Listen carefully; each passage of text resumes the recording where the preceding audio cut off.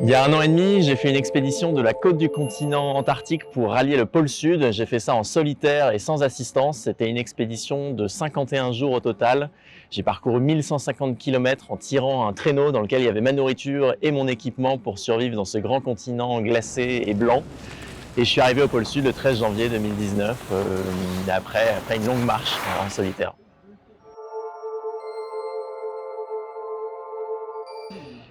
Moi, l'Antarctique, j'en rêvais depuis que j'étais gosse. J'en rêvais parce que j'avais lu tous les récits des explorateurs polaires passés, comme Amundsen, Shackleton, Scott, Charcot, Paul-Émile Victor, et puis aussi les plus modernes comme Jean-Louis Etienne et d'autres. Et donc, j'avais cette fascination pour ce grand continent blanc.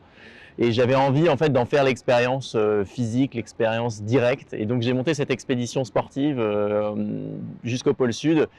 J'ai trouvé qu'avoir 50 jours de solitude à soi, rien qu'à soi, c'était quelque chose d'assez luxueux, d'assez apaisant de faire cette expérience de la solitude.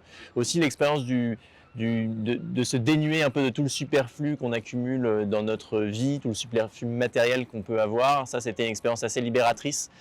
Donc à ces deux niveaux-là, la solitude et l'expérience de vivre avec tout ce dont on a besoin pour survivre était assez libératrice et assez apaisante d'une certaine façon. L'aventure, pourquoi faire? Moi, je vis pour les expéditions et l'aventure. Pour moi, d'ailleurs, c'est Paul-Émile Victor qui disait ça, c'est gagner du temps sur la mort, quelque chose comme ça.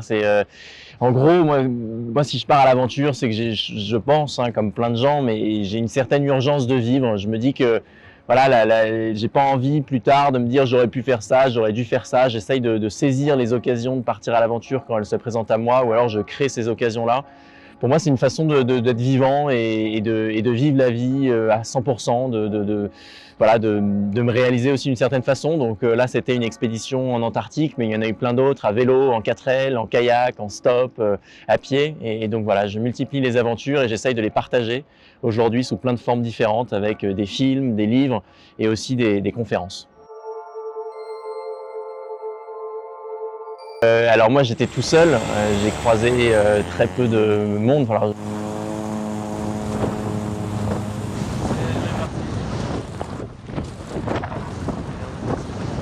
mais donc il y a eu assez peu de moments où je pouvais me marrer ou avoir des interactions. Après, j'avais beaucoup de podcasts, de musique, j'avais des enregistrements de copains aussi qui m'avaient confié avant de partir et que j'écoutais quand j'étais tout seul sur la glace. Et donc oui, il m'est arrivé de me bidonner au milieu de l'Antarctique. Et je me souviens d'ailleurs que c'était des moments où il y avait une espèce d'apaisement aussi, parce que voilà, dans notre vie normale, on a l'habitude de rigoler, d'éclater de rire. Et là-bas, moi, j'étais très concentré sur mon objectif. Et je me souviens que quand j'avais entendu ces blagues-là, j'avais éclaté de rire dans le vent et ça m'a fait beaucoup de bien.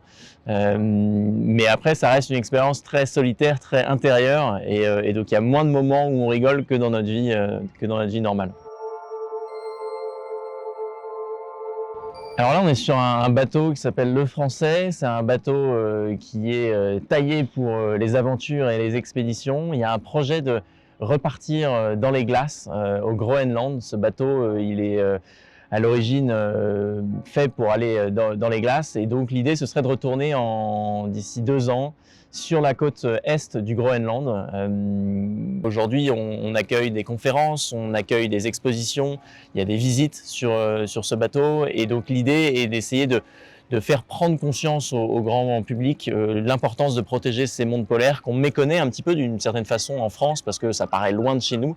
Et en fait, il y a plein d'implications sur notre climat en France et le climat d'une manière générale. Et donc, on parle de réchauffement climatique, on parle de fonte des glaces, on parle aussi des solutions.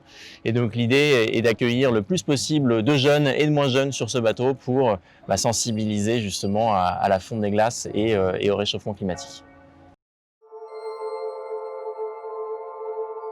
Moi, je ne suis pas un scientifique ou un climatologue ou un spécialiste de l'environnement, mais je me positionne un peu en place de témoin parce que quand j'étais en Antarctique, j'ai eu des manifestations directes de ce dérèglement climatique qu'on mentionne, c'est-à-dire qu'il a fait assez chaud en fait en fin de saison 2018 en Antarctique. Yeah, hello, that is Mathieu Tordel reporting. Yeah, no, not great. Like it's fine, but the snow is just so soft that it makes the progress pretty slow, and I'm quite surprised because yeah, it's like pedaling your bicycle in sand. You know, like it's just quite slow going. Il a fait des températures qui étaient 20 degrés au-dessus des températures habituelles pour ce continent-là. Alors, de là à dire que c'est lié directement au dérèglement climatique, moi je ne suis pas spécialiste pour le dire. En tout cas, les personnes que j'ai consultées m'ont dit que c'était évidemment une manifestation d'un réchauffement global. Et c'est vrai que moi quand j'étais en Antarctique, il faisait assez chaud, il faisait moins de 0 degré, mais il faisait pendant 2-3 semaines entre moins 5 et moins 10 degrés, alors que moi je m'attendais à des températures bien inférieures. Mais en tout cas, moi quand j'y étais, clairement il y avait quelque chose qui clochait.